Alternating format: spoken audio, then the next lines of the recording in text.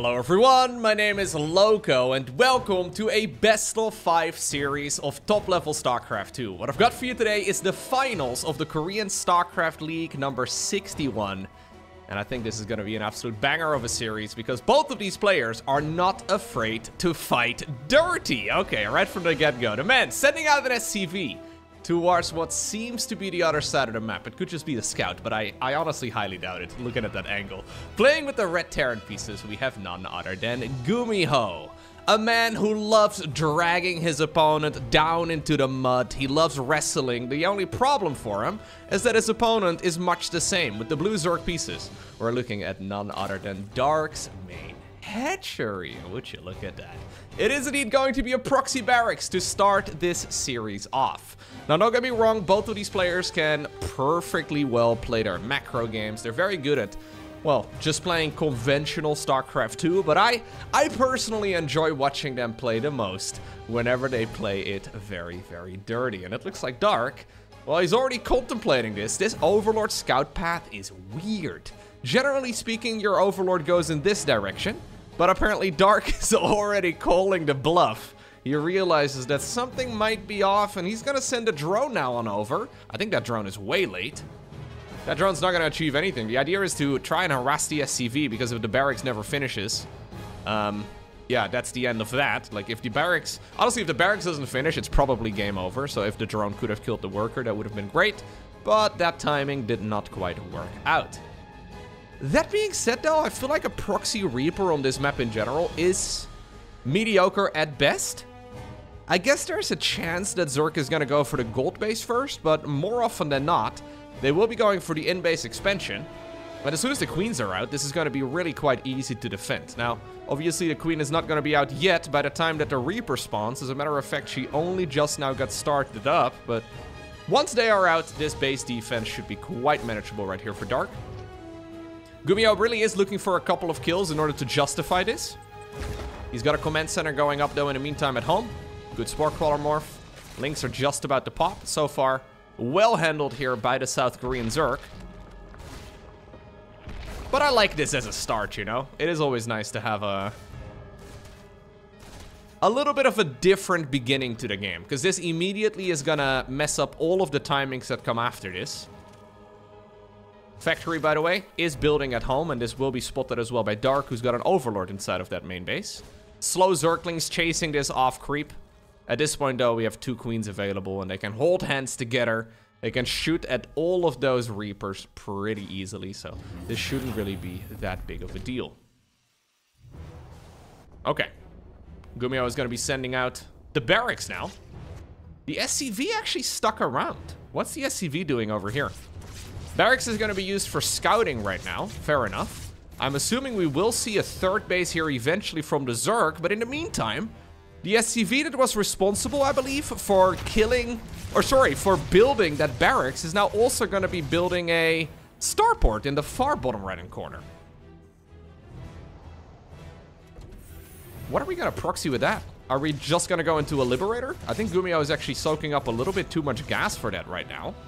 Third command center does start up, fair enough. We'll have to keep an eye out on what the plan for this starport is going to be. Liberator is the conventional choice.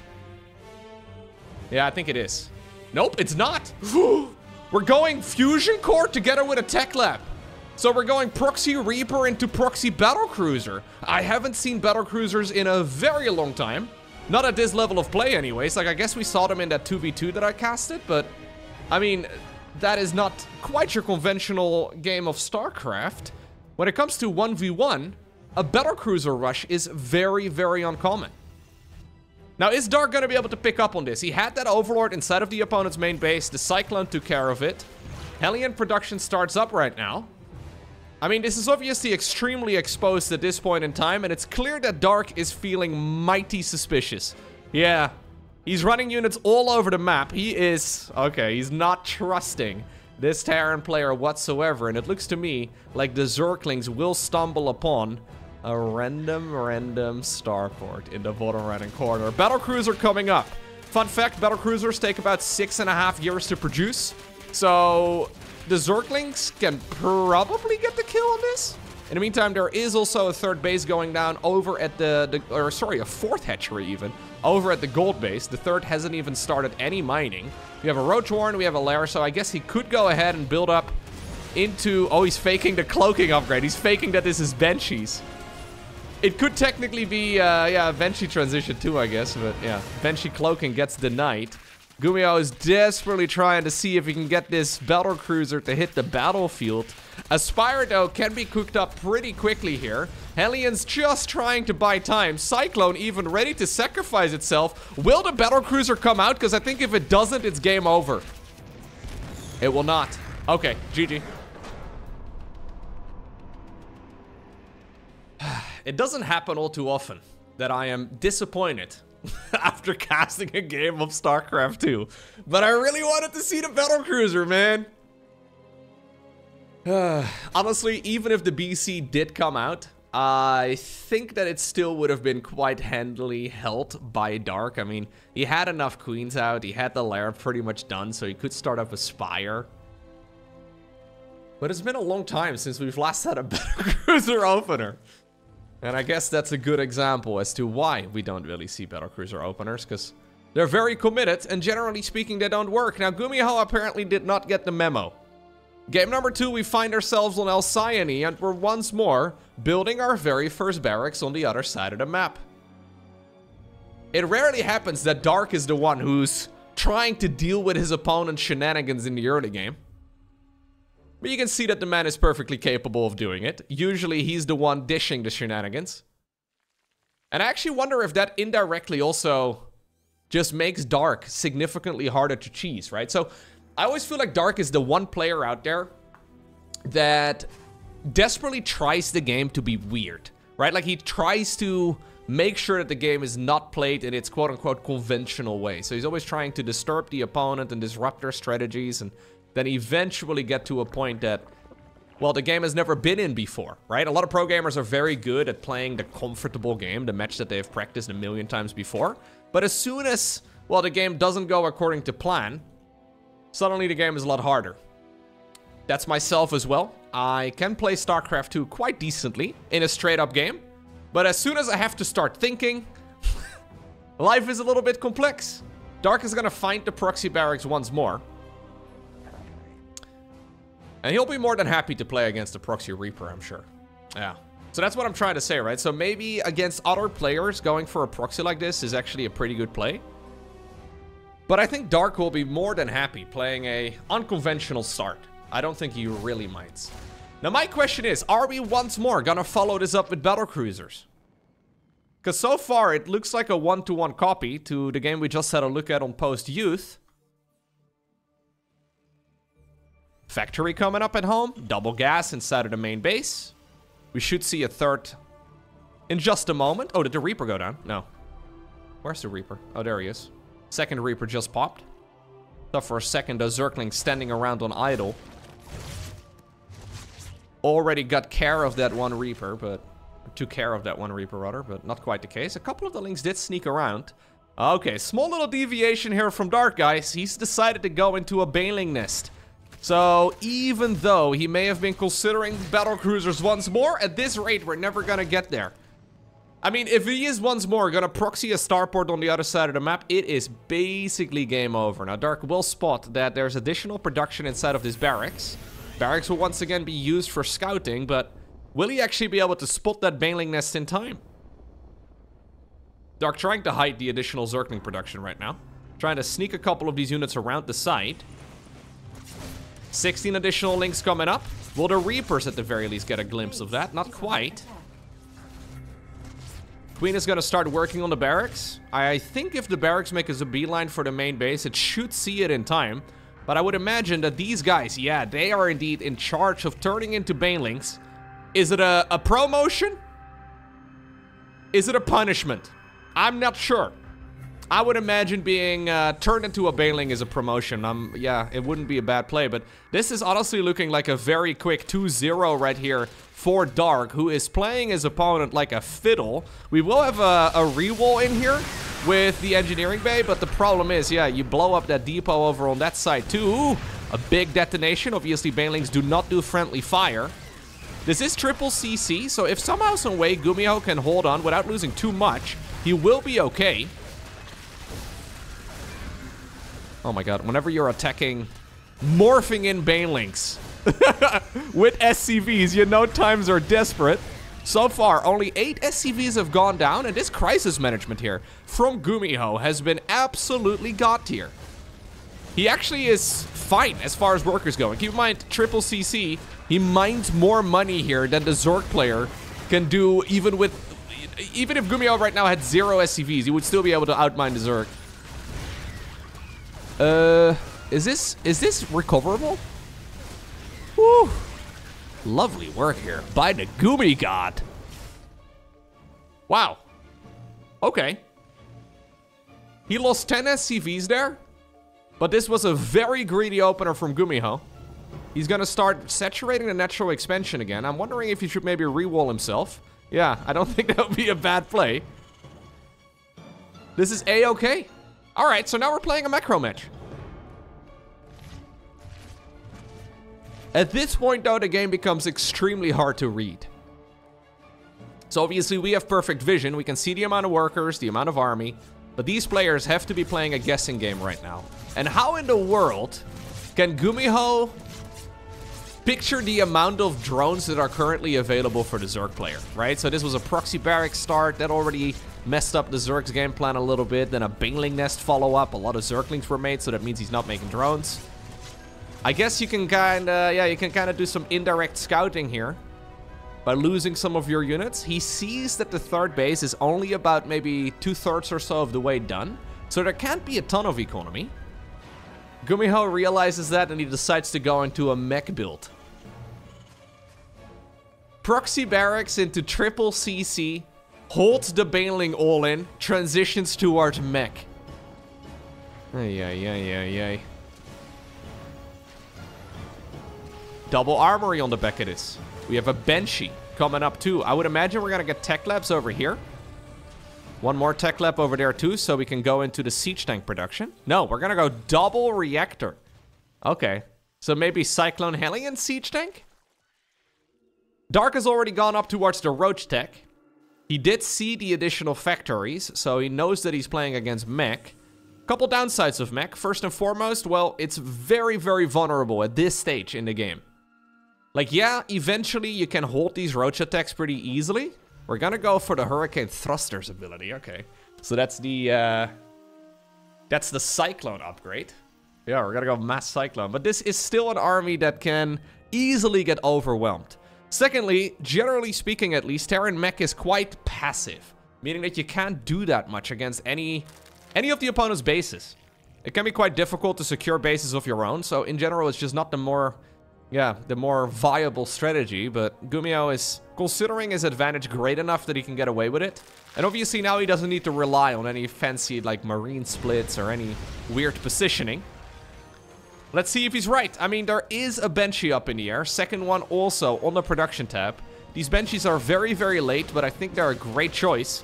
Because what are the odds of him going for a Roach all-in? Not much available right now here for the Zerg player to shoot up with, at least not on this side of the map. He's got Queens at home, maybe a Spore Crawler or two, but slowly but surely these Banshees are going to start chipping away at whatever they can. Really, what Dark is trying to do right now is just create an opening and maybe overwhelm the Terran player at this point in time. There's more Zerglings coming across the map, but I think the production here is already more than sufficient for Gumi, who's gonna... he only just now realized there's a third CC. Who's gonna just continue pumping out Hellbats and a bunch of those Cyclones. Yeah. He's gotta go back to droning. Hyperflight rotors on the back of this too. 8.5 minutes into the game, we're still seeing Banshees. This is actually full battle mech. So not just Cyclone Hellion, which is what we normally consider to be battle mech, at least back in the day. It's rarely played in 2024. But we're also, we're gonna add Banshees in the mix. Now, apparently Dark, I'm not exactly sure if there's anything that happened here. I don't think so. No, I think he just looked at this game and he's like, yo, I've got absolutely nothing. I go for an 8-minute lair. There's nothing I can do. GG. Alrighty, next up, with the score evened up, we find ourselves on Oceanborn. Let's see. No proxy barracks on the other side of the map this time around, as GuMiho apparently has decided to just build the barracks inside of the main. How boring. How conventional. Honestly though, I want to highlight the base defense right there from GuMiho. That micro that he did inside of the main base was extremely impressive. It's super easy at that point to just lose, because ultimately you're dealing with a Baneling bus and you only really have like a Cyclone and 2 Hellions. Maybe a Reaper or 2, whatever you had left over at that point. Like, you don't have a lot of stuff. And knowing that you can lose 20 SCVs and still be a hit is nice, I guess, but you still need to actually make sure that you can stabilize inside of the main. Anyways, apparently so far though, we're gonna go for a very conventional game. So, hatchery, into a gas, no, into a spawning pool, into a third hatchery. I sort of assumed that at least Dark would have made a gas geyser. I didn't actually check. The timing of the third seemed a little early, so I figured he'd cut a couple drones in order to get that done before the SCV would arrive. But that is not the case. Dark actually skipping out on the gas geyser for now. We'll have to keep an eye out on exactly when he does decide to take it. Lovely control right there by GuMiho. Body blocking that Reaper, preventing it from, or that drone rather, preventing it with the Reaper to turn into a Spore Crawler. This is a pretty greedy start right here for Dark. I like this, by the way, from GuMiho. The fact that he went... So GuMiho goes proxy, right? 2 games in a row. And then in the third game of the series, Dark decides to... Oh my god, he's building a starport on the other side of the map again. Okay, anyways, in the third game, after Dark played against a whole bunch of Reapers early on, he decides to delay Zergling speed for, well, basically the first 10 minutes of the match. This is looking like a roach opener right now from the Zerg. But the fact that Dark is doing this after getting cheesed twice in a row is very, very funny. What is the starport for, Gumi? He's got a lot of gas in the bank again. Could definitely be a Cyclone. Could also be for a Battlecruiser. Please make a tech lab. Please. Okay, fine. No tech lab. No fusion core. We're gonna go into a good old Liberator. Hellion drop, also technically an option. Oh, we are going fusion core. Okay. All right, perfect. Third gas geyser going down inside of the natural expansion. The third gas geyser means he's going Battlecruisers, and unlikely just a single Battlecruiser. He will probably try to build multiples. It is critical that he tries to get rid of any creep that goes in this direction. You see that? You see that Reaper lining up to get shot at to try and kill the tumor? Okay, apparently the man managed to escape for now. Tech lab, cooking up.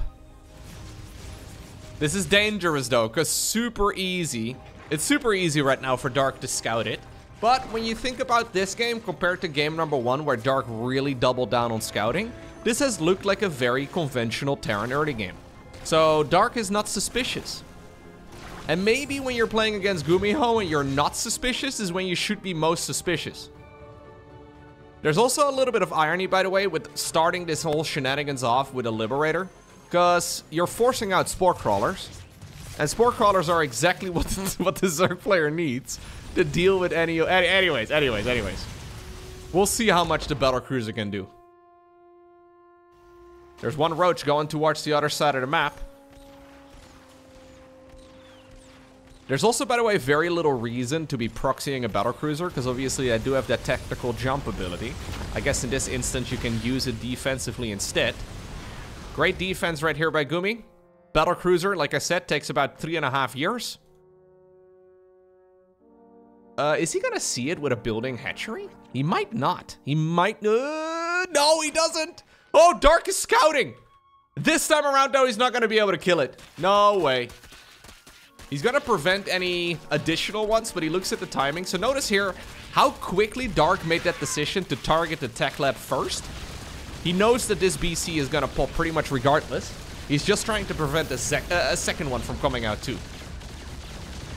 All right, well, here's Big Daddy Battlecruiser. We are going into the weapon refit. We had a little bit of an Overlord kill over there on the other side of the map too, but weapon refit is a big indicator. You only ever really get this if you want to go multiple BCs, because this is becoming awfully expensive for just a single battlecruiser. If you have to make the flight of shame though, all the way back home. Alright, anyways, we have a bit of a push over here. Hellions trying to kill roaches. It's an interesting choice. Not a very good one, but interesting nonetheless. Liberator goes to town. Battlecruiser will be jumping on over in this direction too, saving the Liberator! Never mind, Liberator's dead. And honestly, this BC needs to get on out of here too, so it doesn't die. What do we have in the meantime at home? Okay, it's additional factories. Double tech lab on those this time around. Third CC is going to be able to finish up in just a moment. Second battlecruiser is coming up because apparently the starport went from right over here to being bullied to right over here. The roaches in the meantime have gone towards the other side of the map. And I gotta hand it so far to Dark though. He's doing a phenomenal job dealing with all of this shenanigans. This counterattack is lovely. Like, this is... I mean, it's gonna die. Eventually this will get cleaned up. But so much damage here is being done by the Zerg player. Keeping a Terran player pinned back when you're dealing with all of that aggression is actually not easy. Fourth command center starts up immediately here for Gumi, who's once more gonna go Hurricane Thrusters. We're once more gonna go into the good old Cyclone improvement. Probably the least upgraded unit in the game. As far as frequency goes, like we rarely see it. But apparently we're gonna go it, yeah, twice in a row. So at this point, Terran is behind as far as the worker count goes, but he's got a very nice army composition cooking up. He's got some really solid economy here in general with that third CC, and obviously don't forget about the mules. They're gonna give him quite a bit of income here, so he should be able to match the Zerg reasonably well. Here's battlecruiser number 2 showing up. Dark probably wondering where in the world that one came from. Seeing the Yamato cannon also is a clear indicator that this is going to be continued BC production. Roaches once more going across the map though. At this point, Roach speed has finished up. Battlecruiser number 3 coming up here too. Where's the other one? Okay, the other one is being used for base defense for now. Hive starts up. Spore Crawler is being transfused. Oh, get out. Okay, he does get out. Decides to jump towards the newly acquired 4th base. A little bit risky. You don't want to be losing a battlecruiser for just a couple of drones, but so far so good. This is actually now a bit of an awkward spot here as well for Dark, because he has decided to go into Hydras. Hydras are not a bad choice against Terran mech, especially in combination with a couple of Vipers, maybe into Lurkers. You can do a lot of damage, but Hydras absolutely are trash against battlecruisers. Like, battlecruisers make such quick work of Hydralisks. Plus, with good control, the BCs rarely need to die. Boom! Going for the high HP one, of course. Tactical jump is available on one of these. Careful now, Gumi. You're playing with fire. Okay, keeps them alive for now. Whew. Another roach attack is cooking up. Additional battlecruisers, no longer, but we are gonna go into additional command centers. Battlecruiser's extremely expensive unit. I always want to highlight that because it puts it in perspective. A command center is 400 minerals. A battlecruiser is 400 minerals and 300 gas. Stupid expensive unit. One of the reasons we don't really see it. The other reason that we don't really see it is because it's one of the worst. At least as far as the resources go and the amount of time that it takes to produce. Battlecruisers rarely make sense. But you can get it done. You can get it done. And because we don't really see them very often at all, Zerg players also don't play against them very often, right? So the experience that Dark has against the unit in 2024, it's probably only a few dozen games at most. Okay. That's a lot of additional factories, man. He's already going for factory 6, 7, and 8. That feels early to me. Am I losing my mind? Anyways, night is work coming up right now for Dark, who's going what seems to be a Roach Hydra Viper. He's got mostly Hydras at this point. Abducting the units one at a time is a great choice. Keep in mind that with a unit composition like this, Terran will not likely be getting ghosts anytime soon, if at all. So Vipers actually won't get countered so hard. That means you can get a little bit ambitious.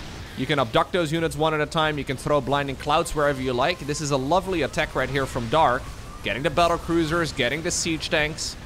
This Zerg army is quite disposable. This Terran army, however, takes about 2 years to produce. Another BC. Oh, will stay alive for now. Splitting Hydras off creep against siege tanks to negate some of that splash damage. BCs will come in clutch, and it looks like they will stay alive for now. That was a trade, though, that Dark will be relatively happy with, I'm sure. He kept 2 of the Vipers around. Transfusion. Yep, not a bad choice. And Dark is ready to rinse and repeat. Now, one thing to note here for GuMiho is that he's actually playing... Oh, we're going Swarm Host. What? 12-minute Swarm Host? When you have 82 drones?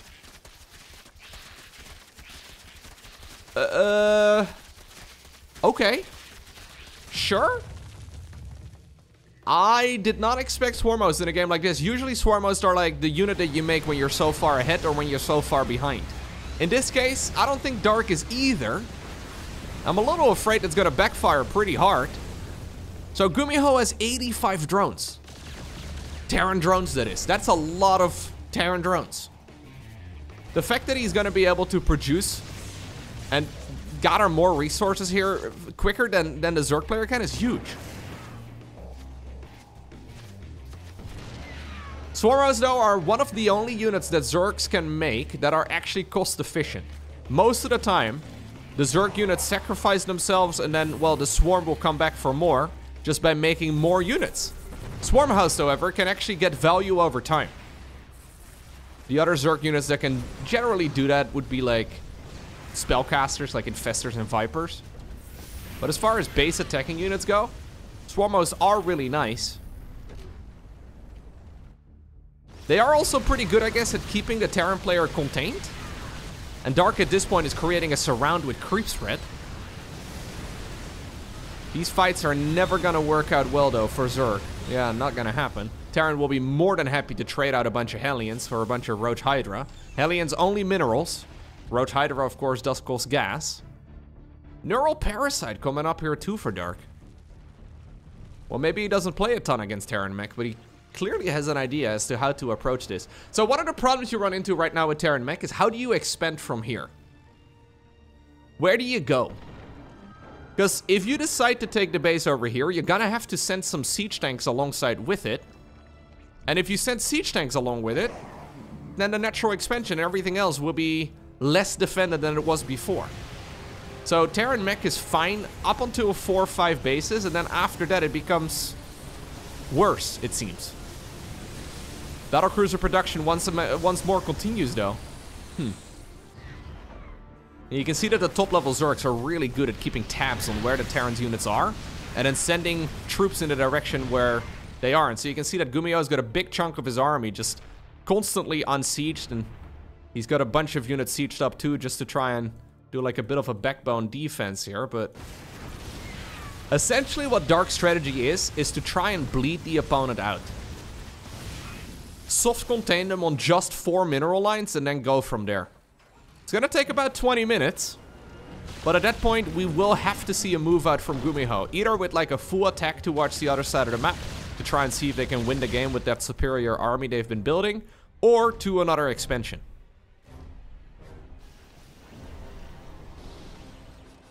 We do have additional Vipers. We have a Lurker Den as well. Do we have any Neural Parasites yet? Yeah, there are a few Infestors in the mix. You can Neural Parasite the Battlecruisers too, so that is something worth noting. They are definitely going to be the primary target that Zerg will be aiming for. Even a Greater Spire is morphing in, so Dark is getting everything other than Ultras. Fungal? Yeah, Fungal is not a bad choice. Back off though, Siege Tanks sieging up. Queens transfuse each other. Aw. Roach Hydra once again pushing this back. GuMiho already has now secured this base. I wouldn't mind seeing like a bunch of planetaries to surround this, but as soon as this expansion is being secured, the Zerg is gonna start up aggression towards the right. Battlecruiser count is growing, slowly but steadily. Planetary can actually just straight up die here. Is there enough? Yep. And that's exactly what I was trying to highlight. Still though, this is an opportunity for GuMiho to attack. We are not quite yet at Lurker Tech. We're not quite yet at Battlecruisers. Brute Lords. Brood Cruisers. The actual Terran Brute Lords though are going around the maps right now.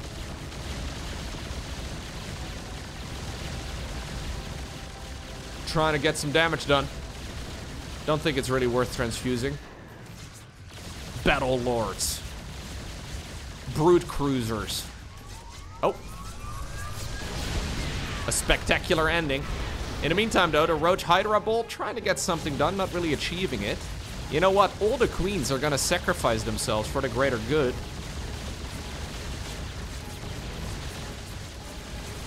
Yeah, hatchery goes down too. In the meantime, the fight over here at the front looks like we did have a couple of Biles connect with some of that Zerg, but in the meantime, GuMiho very rapidly moving on over towards another mineral line. So rather than being pushed into that corner, he's trying to see if he can stay mobile. Orbital commands, by the way, may be the better choice against Swarm Hosts because they can fly. Planetary fortresses cannot be lifted. GuMiho making a whole lot of SCVs, build supply depots, and those missile turrets right now. He's got his eyes set on, well, very soon to be at least, the 6 o'clock base of the Zerg. Loads of SCVs are falling, but there's still plenty of orbitals remaining. The only problem here is that Dark has had all of his bases mining for a very long time. Plus the Swarm Host. Yeah, look at this. The traits are actually not nearly as terrible as you would imagine. So Zork actually has lost less minerals so far in this game than Terran. He has lost more gas, but the cost efficiency is not that terrible. And with all of those Terran units dedicated to defending the entire left side of the map, this right side of the Terran bases, it's exposed.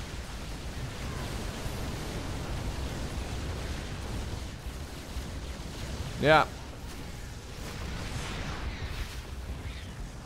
So as well as GuMiho is playing this, I feel like fundamentally, Terran mech is just not the best choice at the highest level. It takes too long to produce and you're spread too thin. So even though like this would win against basically anybody other than like the top 5 Zergs on the planet, Dark is one of the top 5 Zergs on the planet. Now, it's very map dependent. I can imagine that on some maps, it's just better to expand than it is on others. The first 4 bases are usually fine. It's the expansions that come after that. It very much so depends on the layout. Oceanborn, traditionally definitely a bio map. For good reason.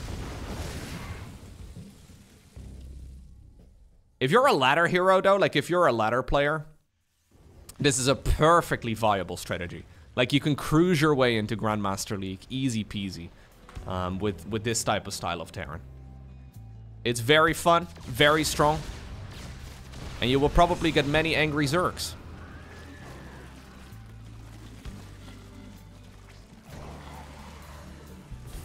Okay. I mean, when your opponent starts raging against you, isn't that what you truly do it for? Neural! Woo, here we go! Well, with the entire swarm engaging this final bastion of the Terran, and with GuMiho's battlecruisers caught off guard, he didn't want to give us the fireworks of that engagement. I would have liked it. I would have liked it if Dark let the very first battlecruiser finish in game number 1, and I would have also liked it if GuMiho decided to give us another like 10 seconds or so here in game number 3. But ultimately, it's the Zerg who obtains the victory.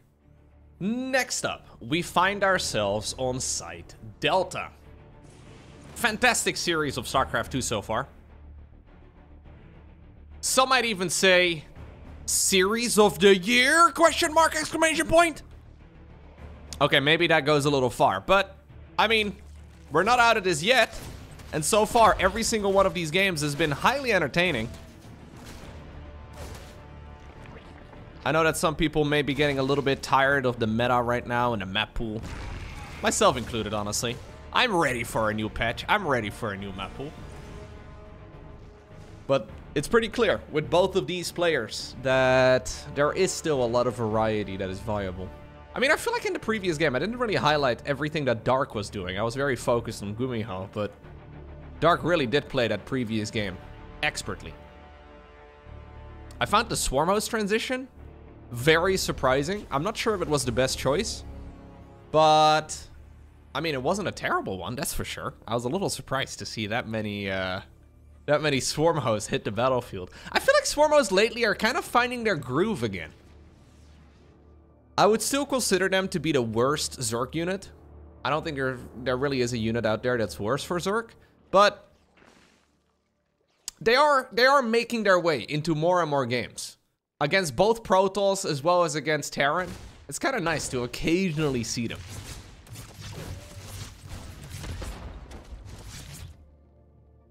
There's a bunch of niche units in StarCraft 2.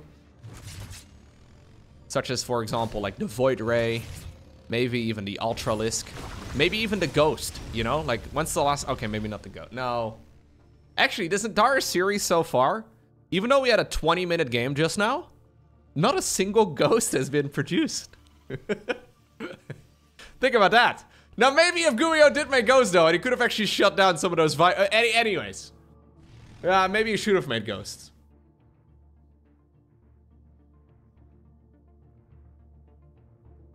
I wonder if the Mutalisk is a worse unit than the Swarmhost. I feel like Swarmhosts are maybe surpassed as far as like being a niche unit goes by the Mutalisk. Mutas really do seem like a very, bad unit. Now, the real question is, what is the absolute worst Terran unit? It's probably something pretty strong. Like, for example, the Thor or the Reaper. Is there a unit out there that's worth? Maybe Cyclones? Pretty much all the Terran units are really good, though. Like, even the units that a lot of people would consider to be quite bad, we see frequently. Anyways, here we go. We have a couple of Marines joining in as well. This is right before Dark really gets up to the amount of units that he needs to deal with all of this. So this could hurt the Zerg player quite a bit. Drones pulled away from their mineral lines here as well to fight. So far, only 4 of those workers have gone down. And Dark actually over-droned a little bit. Which means that this is all okay. Since he over-droned, he lost 4 workers. I think that's very acceptable. I wonder if maybe we should have brought an armory to go alongside with all of this. We have additional barracks right now going up inside of the main base. So we're building 4 barracks all at the same time together with 2 engineering base. Ay, ay, ay, ay, ay.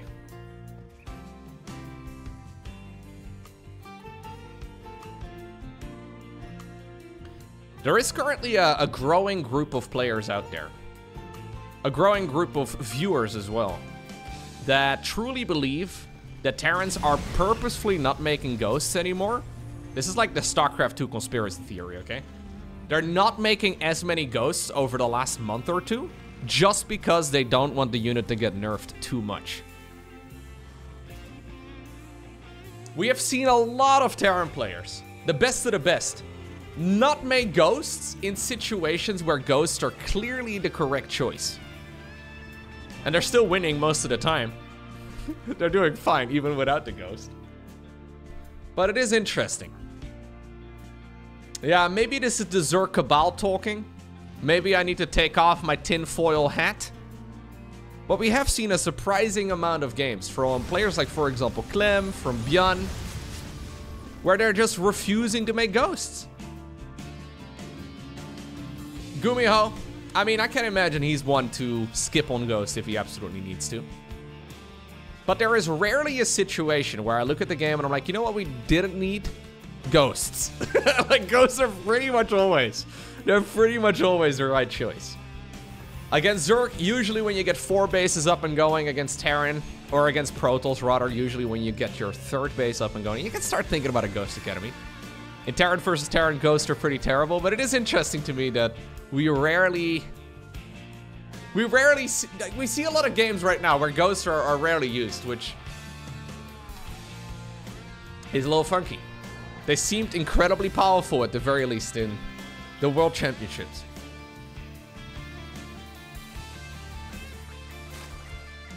Got ourselves a Hive coming up here for Dark. 7 minutes and like, what, 38 seconds or so? This is before 1-1 is even done, before Baneling speed is even done. So we were talking about niche units earlier. This is looking like an Ultralisk rush.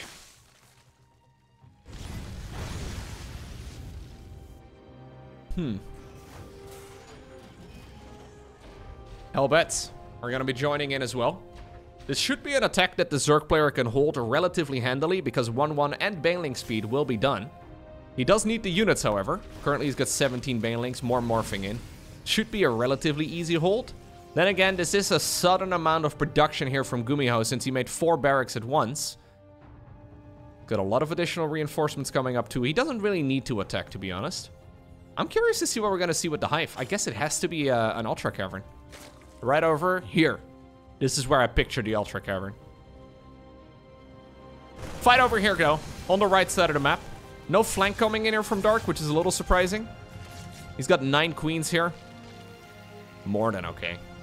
More than enough. Although this is forcing the Zerg to spend all of their resources. So right now, Dark actually can't afford an Ultra Cavern. Or, for example, Adrenal Glands. I would say that Adrenal Glands is more important than Ultras here. Apparently, Dark disagrees. Ultra Cavern. Coming up. 9 minutes Ultra is quick. So, rather than engaging this off creep, Dark is going to go a counter-attack instead, but great interception. Lovely movement here by the Zerg, by the Terran player. That Banshee up ahead.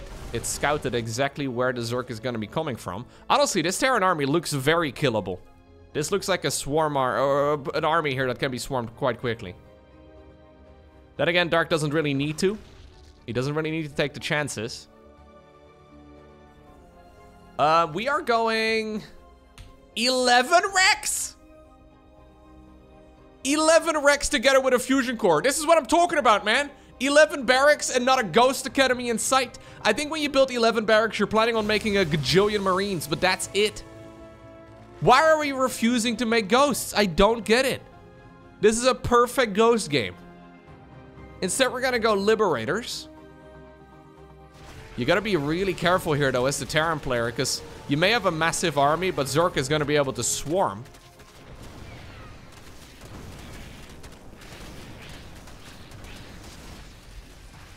I mean, he hasn't seen the Ultra Cavern yet, right? So he doesn't really have a reason to really make a Ghost Academy, but it's rarely a wrong unit to make. Either this is gonna be Ghosts against Ultras or against, well, I guess, Spellcasters? Additional starports coming up. We're going into the Caduceus reactor upgrade. That's the Medevac in the energy. We'll probably see Liberator ranged off of that too. But here we go. Dark is hitting his opponent everywhere, though. Ultra's coming up right now.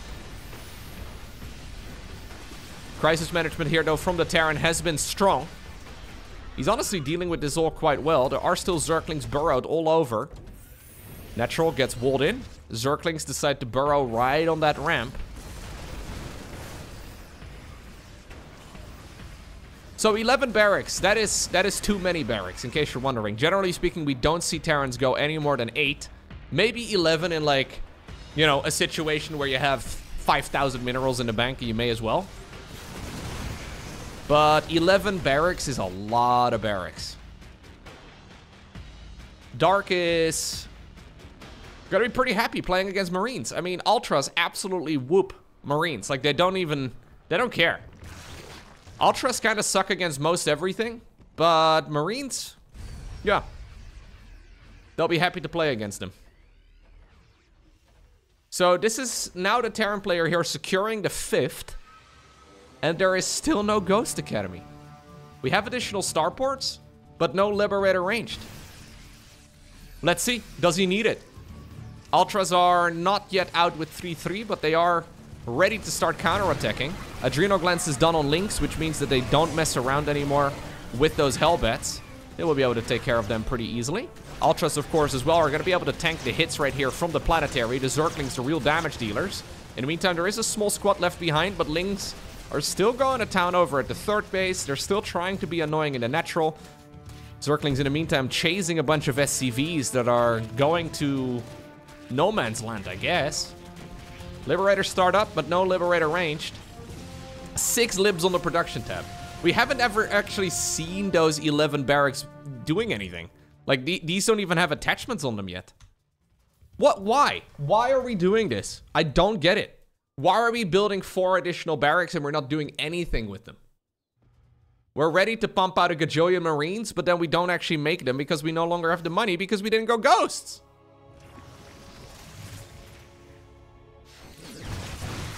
Now, maybe it's much like our living room. I don't quite understand the decorations either. But maybe these are purely ornamental barracks, okay? Maybe we can sprinkle little pumpkins and scented candles around our main base too. I would say it's a waste of resources. But if GuMiho likes it, if my girlfriend likes it, I guess it's fine. We're making 13 Marines. Why are we... Come on, make a Ghost Academy, dude. You've seen the Ultras. It bothers me. I'll be honest with you. Yeah. Oh. Ooh, bit of a lag spike there. Are we good? I don't know why we had a lag spike. Too many Zerglings? Maybe what the Terran player is telling us here is that ghosts are actually weak. And because he's not making them, it means that they should get a little buff. Next patch, ghosts will have +2 armor. Make them more tanky. Give them additional range. Make the snipe channeling ability a little shorter. That is what we truly need. Dark is saying, yo, if you're not gonna make ghosts, I guess I make a couple of liberators too. I don't think you can fight liberators. Or liberators, sorry. I don't think you can fight infestors with liberators. You need to have a couple of ghosts in the mix now. Massive Zergling counterattack once again. These Zerglings are just not dealt with whatsoever. Now, I know, by the way, that GuMiho is not really a ghost man. But I think he should be a ghost man. Because these Ultras are eating him up. There's a little hit squad over here in the bottom left-hand corner. We're adding on 4 additional tech labs. GuMiho, yes. Oh, we have 5 libs just hanging out. Make the Ghost Academy. We can make like 7 ghosts at a time. We have so many barracks.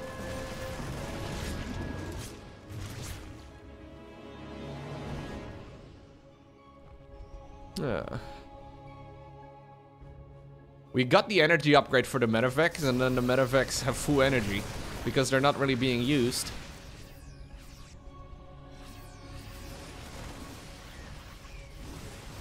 This is actually one of the unit compositions though, like Marine Marauder Medevac. It is one of the unit compositions that Ultras are really good against. Ultras kind of suck against Ghosts and Liberators. Specifically Ghosts. Liberators are good for zoning, I guess. But against this exact unit composition, yeah, Ultras are great.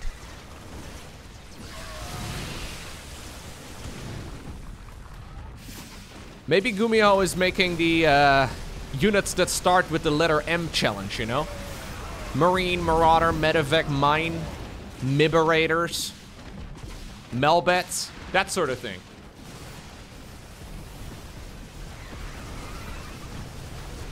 We have a couple of Vipers now in the mix too. Vipers will be happy to throw down some parasitic bombs. We have Infestors as well. I mean, technically you can do this thing that sometimes Beyond does, where he just creates chaos all over the map and then he wins. But... amazing series of StarCraft 2. Very well managed right here by Dark. I'm just a little surprised that for some reason, with 11 barracks, we rarely ever saw all of the barracks being used. That we never saw with like 8 command centers on the battlefield. A Ghost Academy. Although, to be fair, I think this has gotta be the very first best of 5 series where the games actually did go the distance that I've casted in months, where not a single Ghost Academy was produced. Yeah, I'll let that sink in for a second.